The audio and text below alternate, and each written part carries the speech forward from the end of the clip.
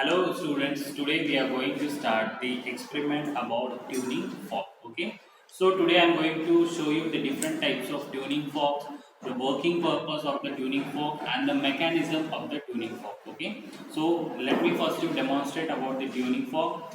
The downward portion, which is like a stem, it is known as stem, and these two are the prongs. On one tuning fork we have two prongs, okay, left prong and right prong. As you can see, this is a tuning fork which is used for tuning purpose, or which is used as an instrument for creating different types of sound, or it is used for medical purposes also as a sensitive vibration mechanism instrument. Okay, so what is the mechanism in this tuning fork? Whenever we strike a tuning fork on this rubber pad, there is a periodic motion set in this tuning fork. Okay, periodic motion means what? This tuning fork will start to vibrate in a to and fro direction. Okay, it will have certain kind of oscillations in it, and it will set in a periodic motion. To show you the demonstration of this periodic motion, you can see here we have taken a cup of water. In this cup of water, if we hit this tuning fork and just dip this tuning fork in this water, you can see there are vibrations created in this part.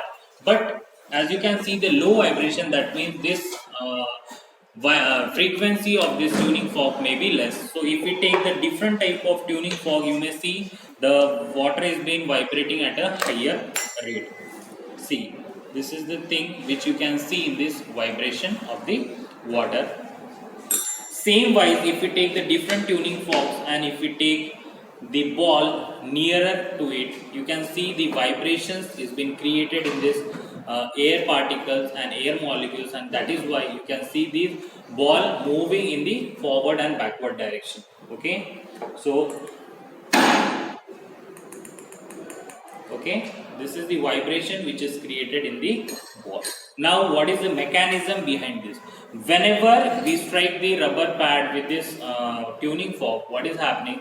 The air molecules which are present in and around this tuning fork gets compressed. Okay, so that type of compression of these particles are known as compression, and the release of particles in the different parts are known as rarefaction. Okay, so these two types of compression and rarefaction is going on, and because of this mechanism a sound is produced, and that sound we can hear through our eardrum also, and that eardrum gives signal to our brain, and from brain that comes back to our ear, and we can hear the humming sound of this tuning fork.